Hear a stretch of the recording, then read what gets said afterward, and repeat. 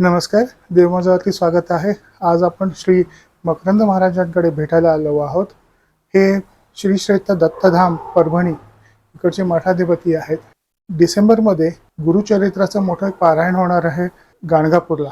तर हे त्यांनी आयोजित केलेलं आहे. तर आपण त्यांच्याकडनं जाणून घेऊया. नमस्कार. नमस्कार.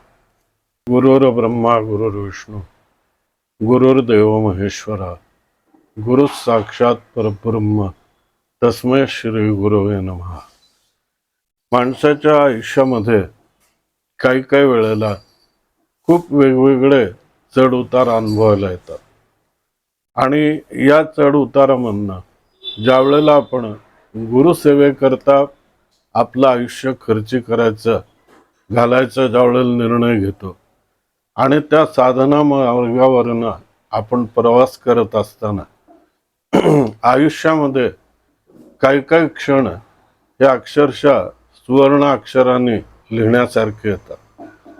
असाच एक प्रसंग साधारण 10 वर्षापूर्वी थोरल्या स्वामी महाराजांची म्हणजेच वासुदेवानंद सरस्वती टेंबे स्वामी महाराज यांच्या जन्मशताब्दीच्या निमित्ताने आला की ज्या वेळेला गरुडेश्वर इथे गेल्यानंतर स्वामी महाराजांनी आज्ञा केली आणि त्यावेळेला साधारणपणे 77 दिवसाचा प्रवास करून स्वामी महाराजांच्या कार्याचा प्रचार आणि प्रसार करण्याच्या हेतूने महाराष्ट्रातनं पूर्ण 30 जिल्ह्यामधनं एका रथयात्रेचं आयोजन झालं.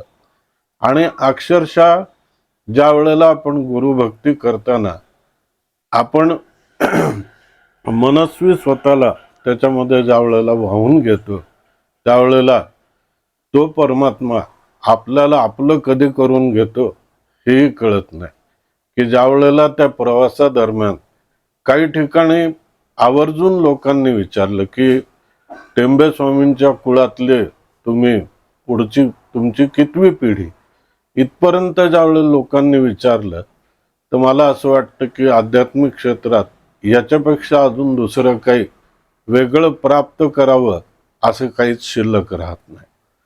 कालयोगात पुढे ही सगळी सेवा चालू असताना माझे सद्गुरू अखंडानंद सरस्वती स्वामी महाराज यांच्या सहवासात लहानपणापासूनच वावरत असताना काही काही गोष्टी या मनामध्ये रुजल्या गेल्या की जसे की गुरुतत्व हा गाभा मुख्य आधी हे बाळकडूच मला लहानपणापासून मिळायला गेलं. आणि नंतर पुढं त्यांनी आज्ञा केली की गुरुचरित्र सारामृत या ग्रंथाच्या पारायणाची. आणि मग या पारायणाची मालिका पुढे जी चालू झाली त्याला मुख्यत्वे कारण ते म्हणजे स्वामी महाराज. की कारंजा क्षेत्री ज्या वेळेला जाणं झालं त्यावेळेला स्वामी महाराजांनी आज्ञा केली की हा ग्रंथ 7 समुद्रापार आणि भारतात सगळीकडे हा पोचला गेला पाहिजे. त्या हेतूने जे जे काही करता येईल ते सर्व करण्याचा प्रामाणिक प्रयत्नाला सुरुवात झाली. आणि मग चालू झाली ती 11 पारायणाची मालिका की आपण या पारायण मालिकेच्या द्वारे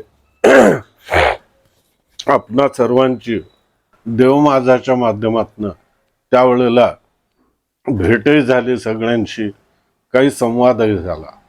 आणि ही पारायण पुढं चालू असताना त्यातलं 9वा कार्यक्रम हा श्री क्षेत्र गाणगापूर येथे करण्याची जी आज्ञा मिळाली आणि त्या आज्ञेला अनुसरून साधारण गेल्या 1 वर्षापासून या सप्ताहाची पूर्णतः तयारी आता अंतिम टप्प्याकडे येत चाललेली आहे.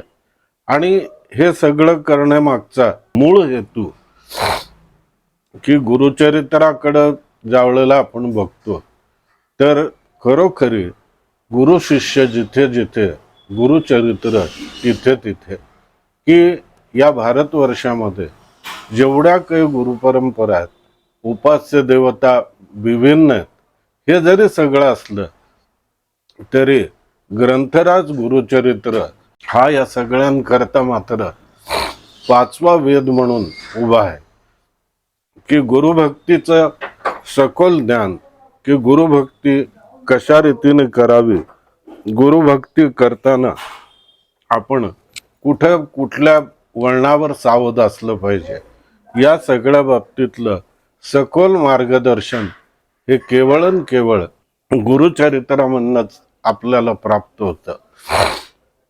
करता या पारायणाची नितांत गरज आणि हा ग्रंथ घरोघरी जाणं हे तितकंच गरजेचं आहे.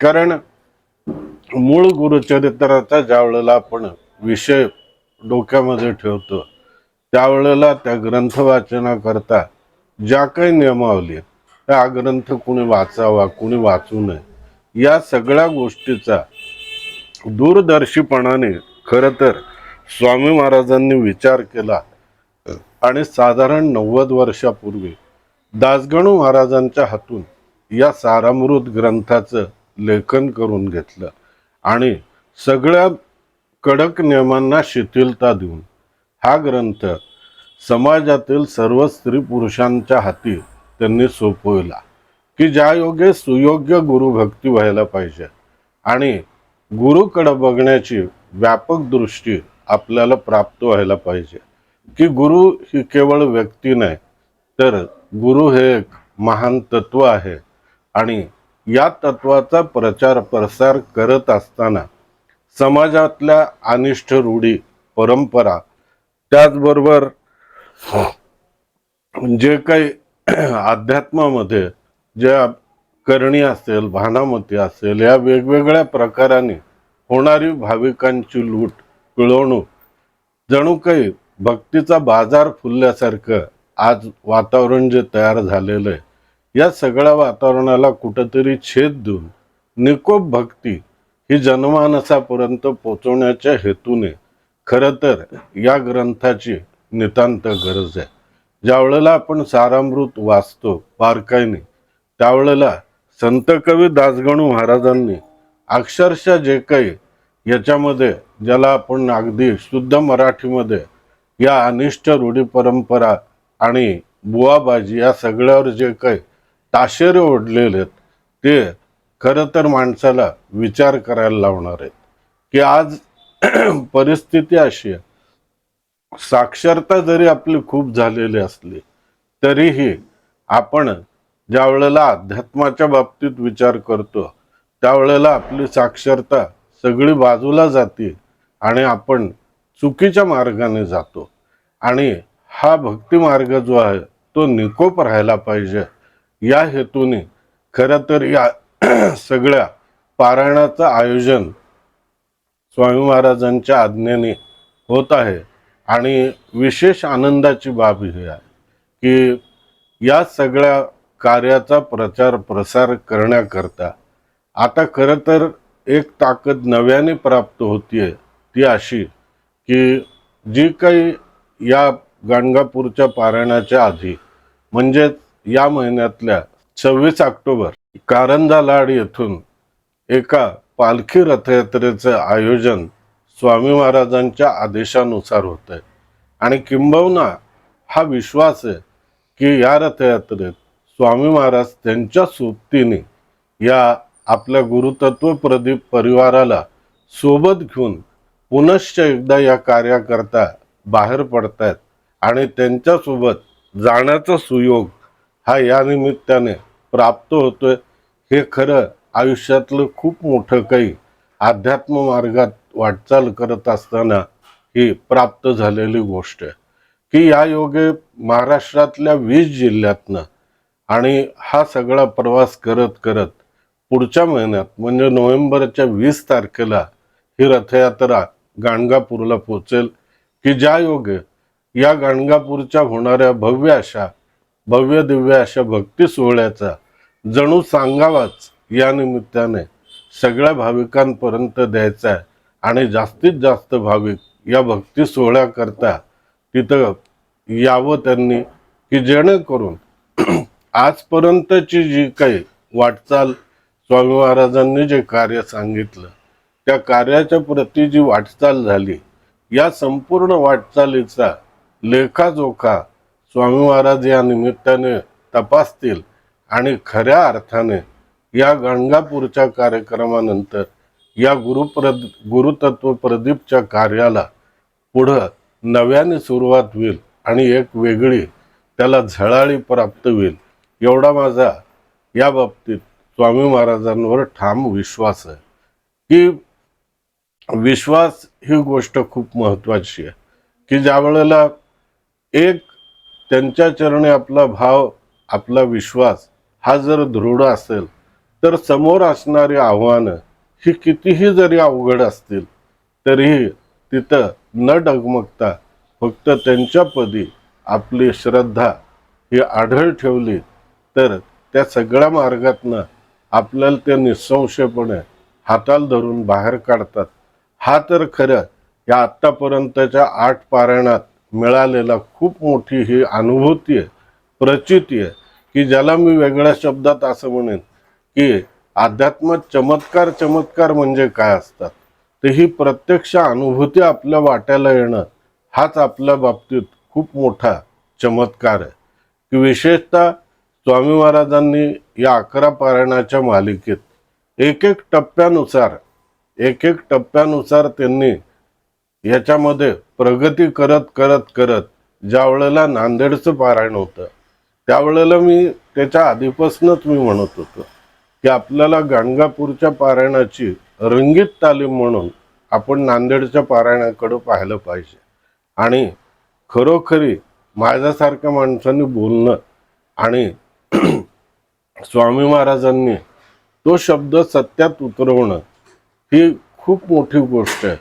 आणि अक्षरशः नांदेडला त्याची अनुभूती आली, त्याची प्रचिती आली की नांदेड सारख्या ठिकाणी या पारायणाला 2000 वाचक हे वाचनाला बसले आणि अतिशय सुंदर आयोजन आणि नियोजनाने, अर्थात हे मी सांगण्यापेक्षा बाकीच्या लोकांचं हे मनोगत होतं की या पद्धतीचा कार्यक्रम नांदेडच्या इतिहासात आतापर्यंत झाला नाही, पण आमची इच्छा अशी की दरवर्षी अशा पद्धतीचा कार्यक्रम हा नांदेड नगरीमध्ये व्हावा.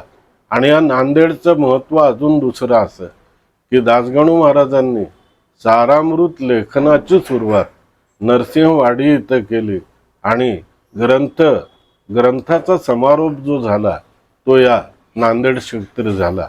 हा एक दुग्ध शर्करा योग त्यानिमित्ताने तिथं पाहायला मिळाला. आणि या गाणगापूरच्या कार्यक्रमाकरता आजपर्यंत येणाऱ्या भाविकांनी सुद्धा भरभरून आपली नोंदणी केली की आता निवास व्यवस्थेच्या कारणाअभावी ही नावनोंदणी आपल्याला थांबवावी लागली. की आतापर्यंत आपल्याकडं 2500 लोकांची नावनोंदणी पूर्ण झालेली आहे आणि साधारण 500 लोक असे आहेत की जे आम्हाला निवास व्यवस्थेमध्ये आम्हाला रूम वगैरे काहीही नको, आम्हाला मांडवा टेंटमध्ये आमची राहायची मानसिकता आहे, आमची तयारी आहे, अशा पद्धतीने साधारण 3 ते 3,500 लोक या भक्ती सोहळ्याकरता गाणगापूरमध्ये उपस्थित राहणार आहेत. आता ज्यांना 7 दिवस जमणार नाही अशांनी किमान या भक्ती सोहळ्याकरता एक दिवस तरी यावं. आणि ही अध्यात्मातली सगळी वाटचाल चालत असताना माझ्या आयुष्यामध्ये मला 2 व्यक्तींचा नामोल्लेख इथं आवर्जून करावा असं वाटतो की ज्यांच्यापासून मला खूप काही शिकायला मिळालं. त्यातली एक व्यक्ती म्हणजे परमपूज्य आदरणीय उमरखेड संस्थानचे महाराज, ज्यांना वामनानंद महाराज या नावाने सगळे ओळखतात. आणि दुसरी व्यक्ती म्हणजे श्री दत्त महाराज कवीश्वर. या 2 व्यक्तींच्या सहवासामधनं मला माझ्या आयुष्यात काही गोष्टी खूप वेगळ्या पद्धतीने तिथं शिकायला मिळाल्या, अनुभवायला मिळाल्या. आणि खरोखरी या 2 व्यक्ती आणि त्याच्यापेक्षा अजून एक व्यक्ती की जे अधिकारी सत्पुरुष आज गरुडेश्वरच्या जवळ तपोवन आश्रम इथं पूर्णानंद स्वामी म्हणून जे आहेत ते आहेत, की आज प्रत्यक्ष माझ्या सद्गुरूंच्या रूपाने आज सद्गुरू माझ्या समाधिस्थ जरी असले तरी आज पूर्णानंद स्वामींच्या रूपाने माझे सद्गुरू माझ्याकरता आज तपोवन आश्रम इथं विराजमान आहेत आणि वेळोवेळी त्यांचं मार्गदर्शन आणि सूचना या सगळ्या कार्याप्रती लाभतात आणि केवळ आणि केवळ जे काही होतं हे केवळ या सद्गुरूंमुळेच ही सेवा यथोचितरित्या पार पडते. आणि माणसाला आयुष्यात ह्याच्यापेक्षा दुसरं काय लागतं की एकच की गुरुसेवेच्या ध्यासाने गुरुसेवेचं ध्यास मनात धरून ते सांगतील त्या मार्गाने चालत राहणं, सांगतील ते कार्य करणं. या सगळ्या घडामोडीनुसार हा 9वा पारायण हे 9वा कार्यक्रम आपला गाणगापूर इथं होतोय आणि स्वामी महाराजांनी पुढील 2 कार्यक्रमाची सुद्धा आपल्याला आज्ञा दिली आहे. त्यातलं 10वं पारायण पुढं येणाऱ्या काळात श्री क्षेत्र तुळजापूर आणि 11वं पारायण श्री क्षेत्र पंढरपूर इथं करण्याचं आपण नक्की केलेलं आहे. की मला असं वाटतं की या दोन्ही ठिकाणचा विचार काहीतरी विशिष्ट हेतू मनात ठेवून स्वामी महाराजांनी निश्चित केलेला असावा, पण तो हेतू आज तरी मला ज्ञात नाहीये. पण खात्री एवढी आहे की या गाणगापूरचा कार्यक्रम संपता या दोन्ही ठिकाणच्या नियोजनामागचा हेतू समजू शकेल की ज्या योगे गुरुतत्व प्रदीपची पुढील वाटचाल ही अतिशय वेगाने व चांगल्या रीतीने अजून जास्तीत जास्त आपल्याला करता येईल. तर या निमित्ताने मी सगळ्यांनाच सांगतो की होणाऱ्या या रथयात्रेमध्ये सहभागी होणारे आम्ही आहेत. पण प्रत्यक्ष अदृश्य शक्ती जी आहे ती स्वामी महाराज आहेत आणि होऊ शकतं की आपल्या आपल्या साधनेनुरूप या रथयात्रेत असेल किंवा प्रत्यक्ष गाणगापूरच्या कार्यक्रमात असेल कुठल्याही भाविकाला स्वामी महाराजांचं दर्शन हे निसंशयपणे झाल्याशिवाय राहणार नाही. या गुरुतत्व प्रदीपच्या या खरं तर स्वामी महाराजांच्या आदेशाने होणाऱ्या या सर्व उपक्रमात पालखी रथयात्रा, गाणगापूरचा कार्यक्रम या सर्व उपक्रमाकरता मला असं वाटतं की इथं गुरुतत्व प्रदीप म्हणजेच गुरु ही व्यक्ती नसून तत्वरूपात जाणायचं आणि हा जो मुख्य संदेश स्वामी महाराजांचा जो पोचवायचा आहे घरोघरी, त्याकरता समाजातील सर्व स्त्री पुरुष व भाविक भक्तांनी या उपक्रमात जास्तीत जास्त संख्येने सहभागी व्हावं असं मी सगळ्यांना विनम्रपणे आवाहन करतो की ज्या योगे आपल्याला स्वामी महाराजांच्या दर्शनाचा लाभ या निसंशयपणे या दोन्ही कार्यक्रमातनं आपल्याला प्राप्त होईल. महाराज गुरुतत्व प्रदीप याच्याबद्दल सांगा ना, कारण पिंपरी चिंचवडला तर मोठा प्रस्थ याचा वाढलाय आता, त्याच्याबद्दल थोडंसं सांगा ना.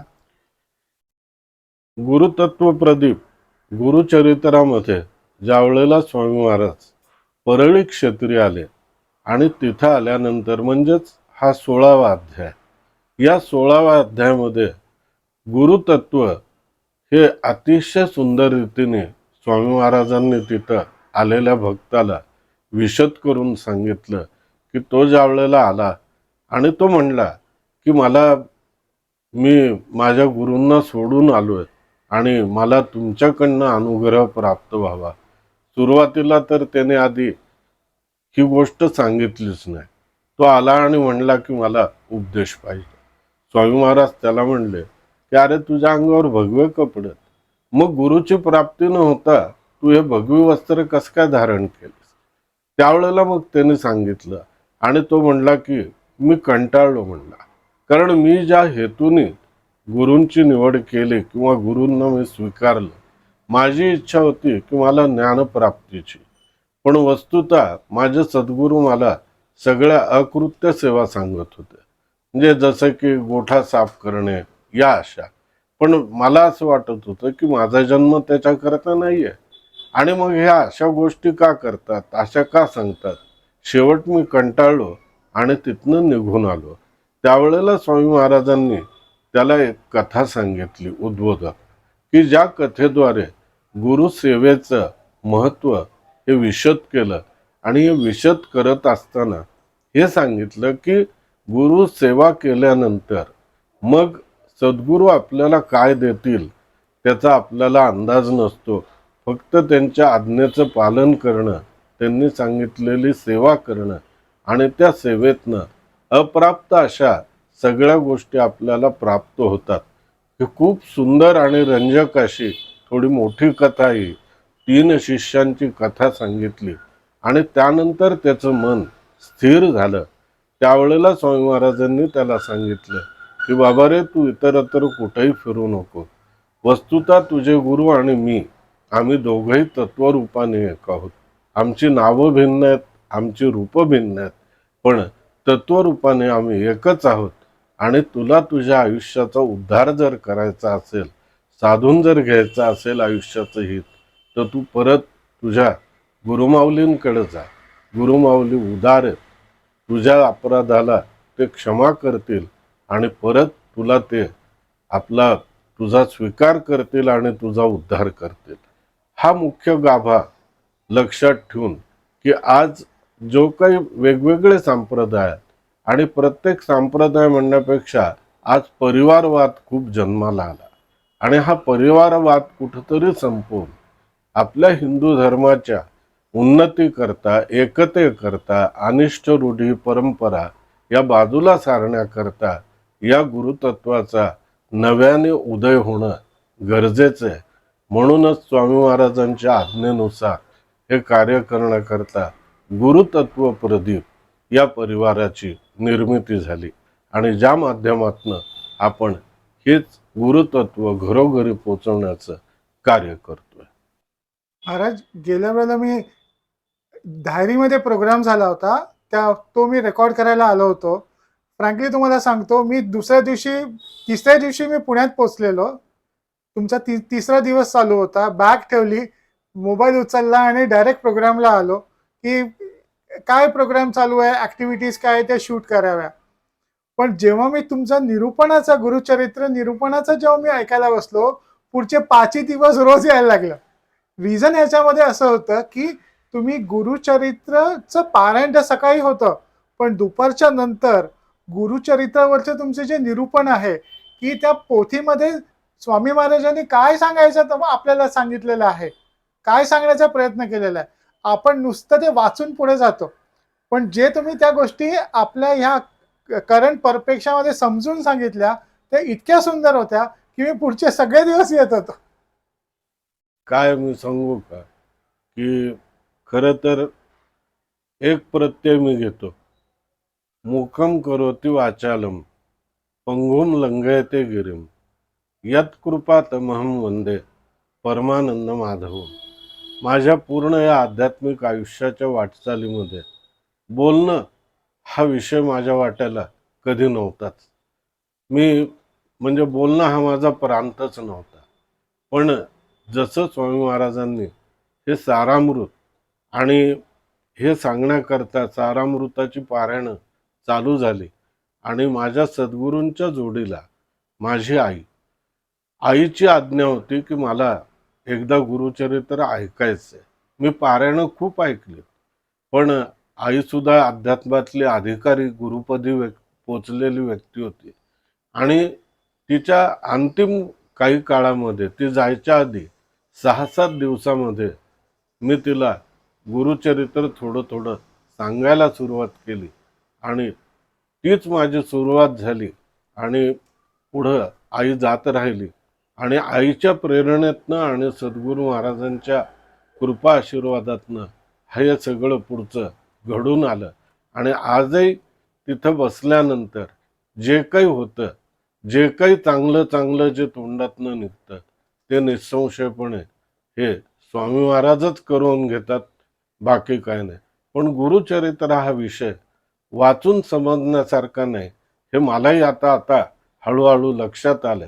आणि गुरुचरित्र सांगण्याची धडपड एवढ्या करतात की ज्यावेळेला आपण सगळं ऐकतो तर कुठंतरी गुरुचरित्र जगायला माणसाने शिकलं पाहिजे.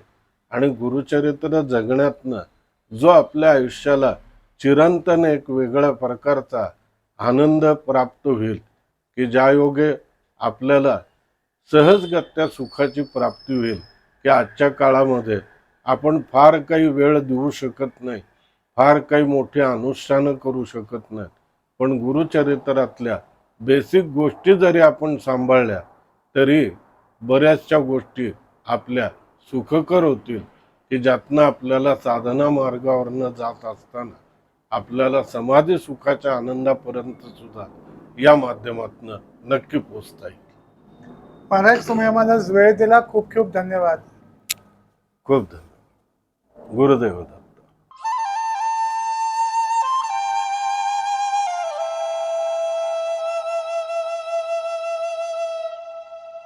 अध्यात्मावर अशीच माहिती मिळवण्यासाठी देव माझा चॅनलला सबस्क्राईब करा